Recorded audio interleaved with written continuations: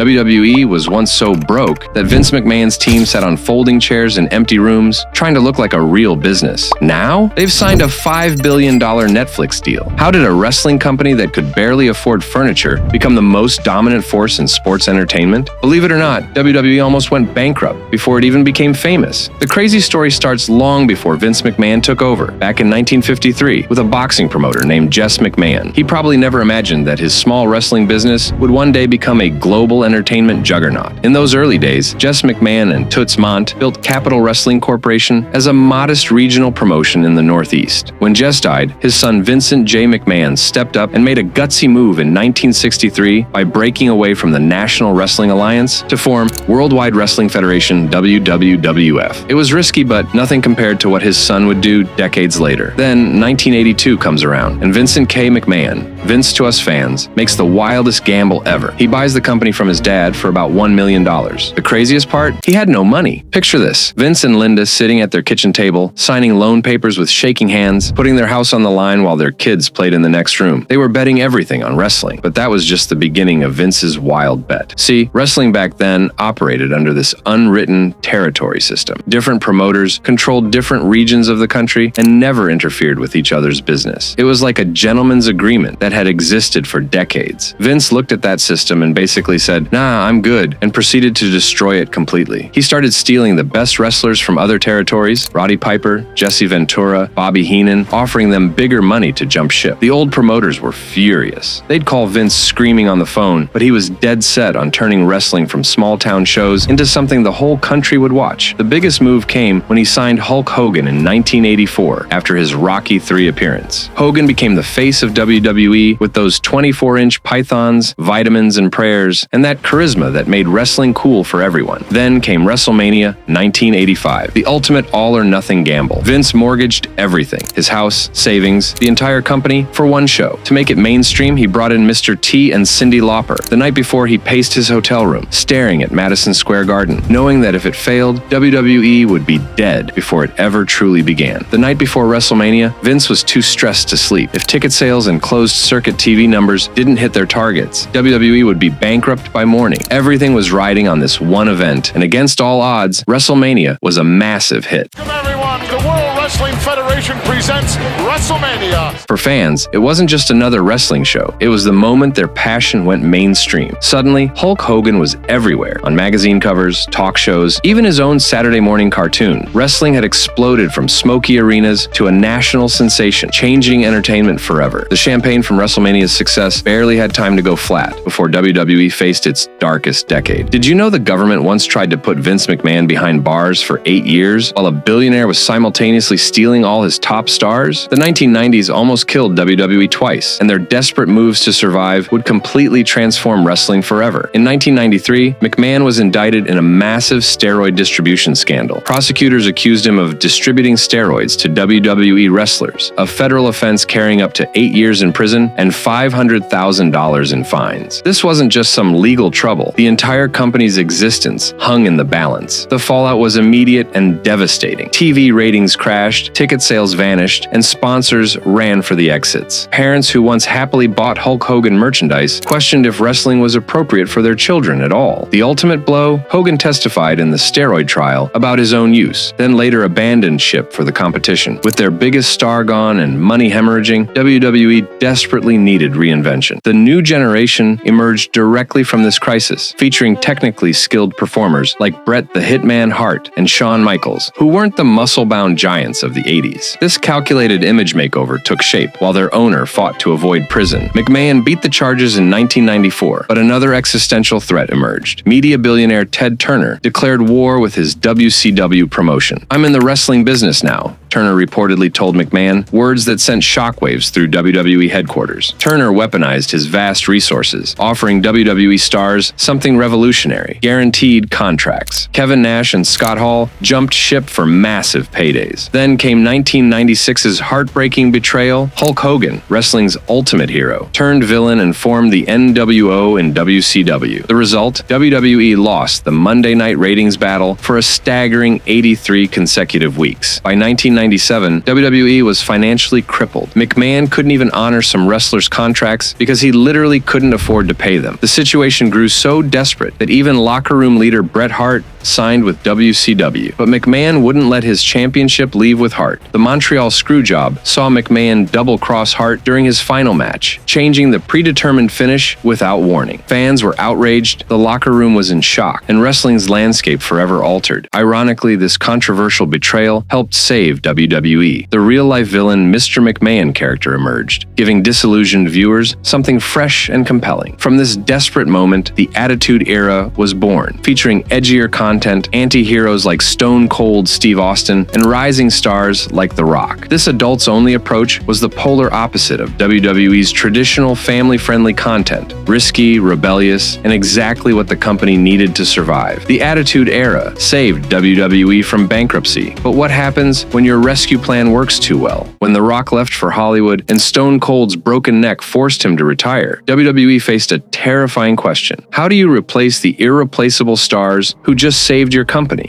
The departure of these megastars coincided with another massive challenge in 2002. The World Wildlife Fund won a lawsuit over the WWF initials, forcing the company to abandon the name they'd used for nearly 2 decades. This rebrand to WWE symbolized their bigger struggle, reinventing themselves without the very stars who had pulled them from the brink of extinction. This launched the Ruthless Aggression Era, where WWE pushed new talent like Brock Lesnar, John Cena, and Batista. But these guys weren't connecting with audiences like the previous stars. Casual viewers who only watched for Rock and Austin disappeared, sending Monday Night Raw's viewership plummeting from 8 million to around 5 million viewers between 2001 and 2004. WWE faced its darkest moment in 2007 when Chris Benoit ended his wife and son's life before ending his own. This tragedy transformed wrestling safety forever. WWE implemented concussion protocols, banned head chair shots, and created mandatory drug testing through their wellness policy. The crisis pushed WWE toward family-friendly content in the PG era. John Cena became the face of this new direction, creating a divided fan base. Kids loved him while adult fans booed him relentlessly at every arena. His "you can't see me" catchphrase became ironic as hardcore fans made it clear they didn't want to see him. Despite his record-breaking merchandise sales, the 2008 financial crisis forced WWE to evolve again. They transformed into a media company, with WWE Studios producing films, reality shows like Total Divas, and in 2014, launching the WWE Network. This streaming service cut out cable companies completely, going directly to fans years before other sports leagues attempted similar moves. WWE also expanded internationally, securing massive TV deals in Saudi Arabia, India, and the UK. By 2019, their media rights generated over $470 million annually, exceeding their ticket and merchandise revenue combined. Like a boxer absorbing successive blows, WWE faced 2 more challenges back-to-back. AEW launched in 2019 with billionaire Tony Khan's backing, giving WWE real competition for the first time since WCW's collapse. Then, COVID-19 shut down live events completely in 2020. WWE responded with the Thunderdome, featuring virtual fan screens, enhanced pyrotechnics, and laser displays that transformed empty arenas into a futuristic spectacle. The final bombshell dropped in 2022 when Vince McMahon, wrestling's ultimate boss for 40 years, retired amid misconduct allegations. For longtime fans, it was unthinkable. WWE without Vince. His daughter Stephanie and son-in-law Triple H took control, leading WWE into a creative resurgence that culminated in a massive $9.1 billion merger with UFC